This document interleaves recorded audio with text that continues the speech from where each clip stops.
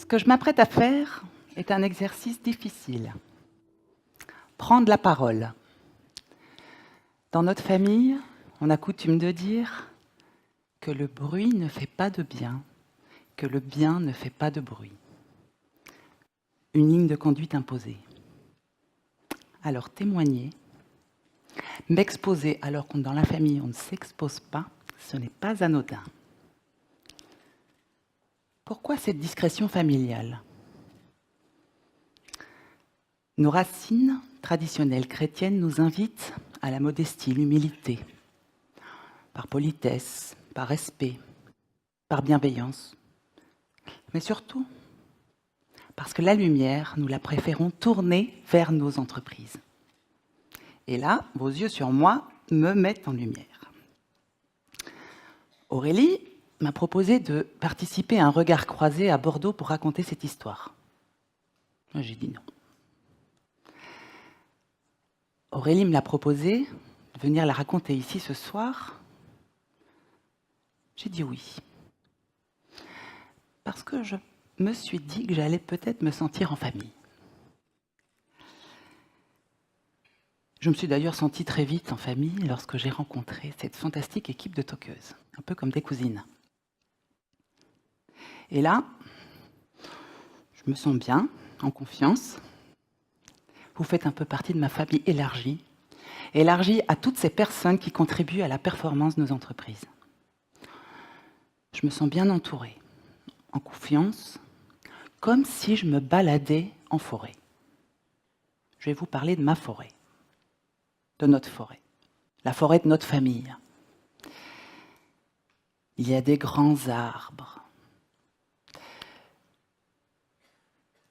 On y trouve des essences variées et des tailles différentes.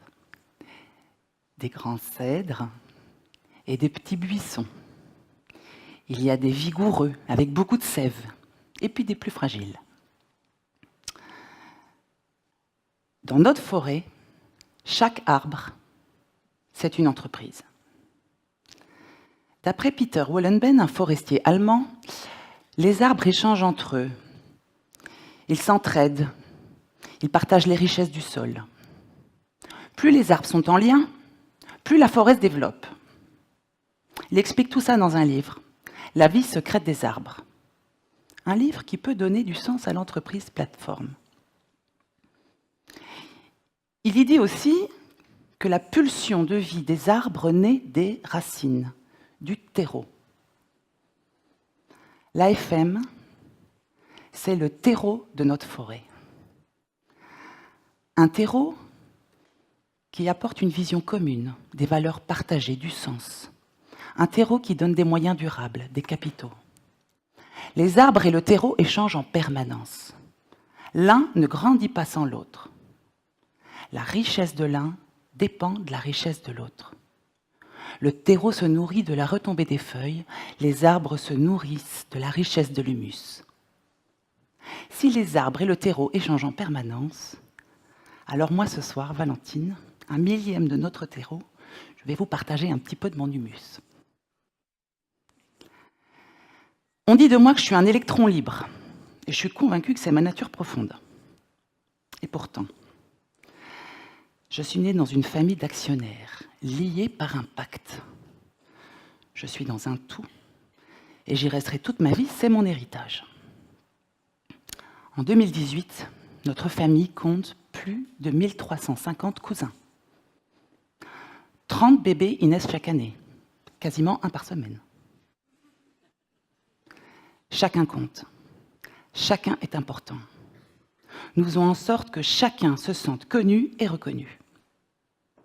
Chacun aura sa place s'il veut rester et prendre de place. Plusieurs graines, plusieurs racines, un seul terreau, tous dans tout. Je suis née au cœur de la Belgique, près de Bruxelles. Et jusqu'à mes 18 ans, j'ai vécu dans l'insouciance. Jusqu'à mes 18 ans, j'avais une conscience vague du mot responsabilité. J'étais libre. À 18 ans, les choses ont changé. Un soir, mon père m'a convoqué dans son bureau d'un air très solennel. J'imaginais quelque chose de grave. As-tu une idée de ce que représente notre famille ? Oh, j'avais bien fait la connaissance de cousins du Nord pendant mon enfance.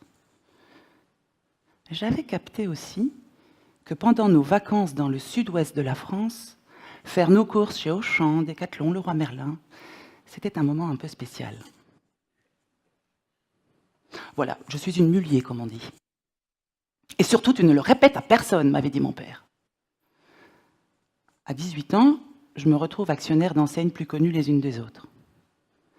Et que je le veuille ou non, je suis une représentante d'une famille d'entrepreneurs passionnés depuis plus de 60 ans. Être une mulier, un mulier, c'est avant tout une responsabilité. La responsabilité de toute l'énergie, l'intelligence déployée avant moi. À 18 ans, je ressens qu'un jour, j'aurais peut-être bien envie d'y contribuer. Je prends la chose très au sérieux. Une sacrée pression. Sauf que moi, belge de naissance, la pression, c'est bien dans la bière que je la préfère. Alors j'ai bu ma bière et j'ai continué ma vie. Des études de psychologie, un master en ressources humaines, 10 ans d'expérience professionnelle hors du cadre familial et de l'AFM. La vie a fait que je me suis expatriée dans le Bordelais. Si, pour une Belge, c'est bien une expatriation. La distance demande des efforts, mais permet de voir les choses avec du recul. La distance ne m'a d'ailleurs pas empêchée d'être visible. J'ai été repérée par un de mes oncles, Antoine Maillot, lors d'une formation d'administrateur organisée par la famille. Il a vu en moi des capacités et m'a proposé une place. Une place qui me permet de montrer la voie et de donner la voix. Ce n'est pas la distance qui sépare les familles, c'est le silence. Mon rôle dans l'AFM, c'est de contribuer à rendre notre terreau fertile. C'est de ne laisser personne sous silence. Alors je m'intéresse plus particulièrement à mes jeunes cousines, mes jeunes cousins étudiants, et puis à ceux qui sont loin du Nord, ou loin de cœur.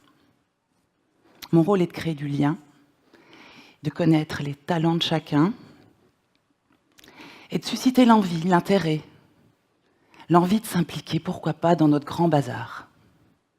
Nous sommes des facilitateurs. Alors, j'observe, j'écoute, je comprends, je connecte. Je rends visible et audible des demandes, des profils. Je suis une tisseuse, je tricote, je filardise. Platon disait « Le sillon n'est droit que si les 2 chevaux avancent à la même vitesse ». Dans la famille, nous sommes persuadés que la pérennité de la AFM repose sur 2 piliers, les 2 chevaux de Platon. La performance des entreprises, bien sûr, mais aussi un affectio societatis familial fort. Affectio societatis est un terme juridique qui veut dire la volonté commune de plusieurs personnes pour entreprendre ensemble. Dans la famille, l'équipe affectio, dont je fais partie, c'est l'équipe de jardiniers. Et ce n'est pas parce que nous sommes issus de la même lignée que nous sommes forcément en lien. La qualité des liens se mesure avec un indicateur, la cohésion. La cohésion, ça demande des efforts. Il faut la provoquer, la nourrir, l'entretenir, la développer, la challenger. Réussir la cohésion, c'est notre mission, c'est notre travail. Alors pour les plus jeunes, on organise des camps d'été pour qu'ils se découvrent en tant que cousins et qu'ils aient des souvenirs communs. Pour les étudiants, nous proposons des visites d'entreprise, nous accompagnons les premières expériences professionnelles, nous proposons des conférences et des business trips à l'étranger. Et pour ceux qui sont loin, eh bien nous allons physiquement vers eux et faisons en sorte que toute l'information soit accessible par tous, à tout moment et où qu'ils soient. Nous inventons des rites, des moments ritualisés indispensables à la cohésion. La famille, la forêt, la solidarité, la performance, la cohésion. Que des mots féminins. En cette journée internationale des droits des femmes, je voudrais souligner ma volonté de voir les femmes de notre famille plus engagées, plus investies dans les activités de nos entreprises et dans notre gouvernance. Dans la famille, les hommes se partagent la majorité des responsabilités et du pouvoir. Il y a un déséquilibre, mais nous en avons conscience. Nous sommes en retard sur ce point alors que nous avons été précurseurs. Je vous raconte. Avant 1961, seuls les fils devenaient actionnaires. Les filles, elles, recevaient une dot, comme le voulait la tradition. Alors on avait besoin d'argent et on prenait ce qu'il fallait dans les entreprises pour doter nos nombreuses cousines. On appauvrissait nos entreprises et en plus on incitait les cousines à investir dans l'affaire de leur mari en dehors de la famille. En 1961, 4 ans avant que la loi française n'autorise les femmes à ouvrir un compte en banque sans l'autorisation de leur mari, notre conseil de famille, que des hommes, prend la décision d'abolir la notion de genre et décide de mettre les femmes sur un pied d'égalité devant l'héritage. C'était juste, c'était efficace. Et c'est grâce à eux que je suis actionnaire aujourd'hui.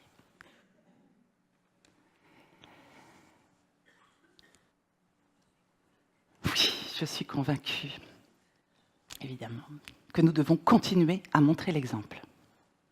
Depuis quelques années, nous mettons en place des politiques d'accompagnement pour les femmes qui ont, par exemple, pris du temps pour élever leurs enfants et qui, aujourd'hui, n'ont pas renoncé à leurs ambitions professionnelles. Depuis quelques années, nous veillons à ce que toutes nos sessions de formation respectent la parité, en particulier celles qui préparent la relève. Depuis quelques années, nous mesurons la nomination des femmes dans nos conseils de surveillance. Et depuis quelques jours, nous venons de lancer une réflexion globale sur la parité au sein de la famille et nos entreprises.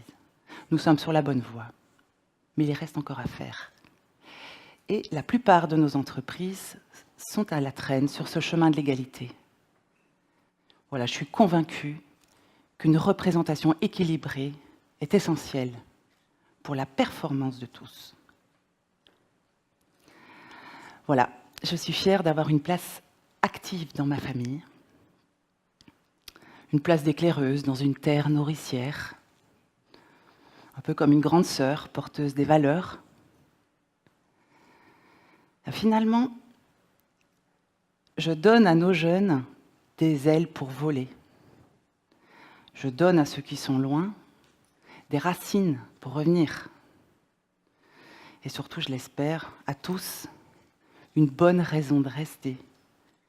Car nous serons toujours plus forts ensemble que chacun séparément.